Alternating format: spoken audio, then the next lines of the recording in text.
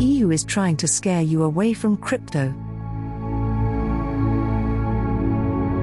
The European Union Securities, Banking, and Insurance Watchdogs issued a joint statement last week warning consumers against investing in cryptocurrencies, claiming they risk losing all their money. The statement, issued by the European Supervisory Authorities, EBA, ESMA, and IAPA, the ESAs, warns that consumers face a very real risk of losing all of their invested money if they purchase these assets. Consumers should be aware of the risks associated with misleading advertisements, which may include those distributed via social media and influencers. Consumers should be especially suspicious of promises of quick or high returns, particularly those that appear to be too good to be true. Consumers are not protected or have any recourse to compensation under existing EU financial services law, the regulators stressed. Additionally, they argued that consumers are buying thousands of different cryptocurrencies, including Bitcoin, BTC, and Ether, ETH, which together account for 60% of the market, without fully comprehending the risks. According to the EU's watchdogs, those who invest in cryptocurrency should understand that they risk losing all of their money, that prices can fluctuate rapidly over short periods of time, that they may become victims of scams and cyber attacks, and that they are unlikely to have any rights to protection or compensation if things go wrong.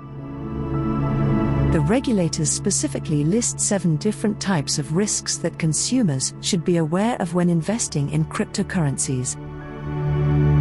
Extreme price fluctuations, false information, a lack of protection, product complexity, fraud and malicious activity, market manipulation, a lack of price transparency, and low liquidity, and hacks, operational risks, and security issues.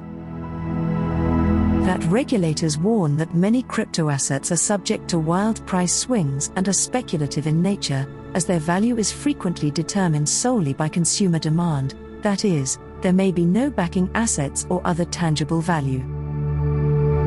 Due to the wild price swings, many crypto assets are also unsuitable as a store of value, a medium of exchange, or a means of payment. They continue by stating that how crypto assets are priced and how transactions are executed on exchanges is frequently opaque. Additionally, certain crypto assets are highly concentrated, which may have an effect on their prices or liquidity. As a result, you may not receive a fair price or treatment when purchasing or selling crypto assets, or you may be unable to sell your crypto assets as quickly as you wish in the absence of a buyer. Crypto assets are defined here as an electronic representation of value or rights that can be transferred and stored using distributed ledger technology or a similar technology. While the joint statement details the risks perceived by EU regulators, it makes no mention of increased consumer complaints about cryptocurrency transactions or increased demand for regulatory protections. The statement concludes with a warning about crypto assets' alleged environmental impact. Some crypto assets consume a significant amount of energy, for example, during mining and validation processes, and consumers should be aware of their environmental impact. The Russia-Ukraine conflict has put the libertarian principles of cryptocurrencies to the test, as major exchanges have complied with Russian sanctions despite rhetoric claiming they would not interfere with the ostensibly free, borderless digital financial system.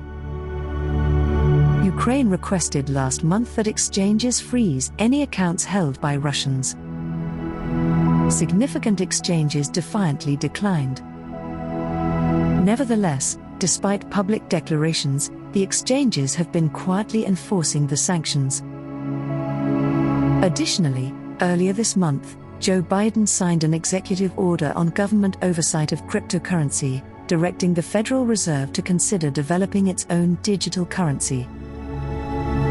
Treasury Secretary Janet Yellen stated that the initiative will promote a more equitable, inclusive, and efficient financial system while combating illicit finance and averting threats to financial stability and national security. The Federal Reserve issued a paper in January stating that digital currency would best serve the country's needs if banks or payment firms created accounts or digital wallets. History demonstrates that, in the absence of adequate safeguards, forms of private money can pose risks to consumers and the financial system, said Nellie Liang, Under-Secretary for Domestic Finance. If regulators tighten their grip on crypto under the guise of protecting consumers, will this transform what was once viewed as a means of monetary liberty into yet another tool for governments to control your money?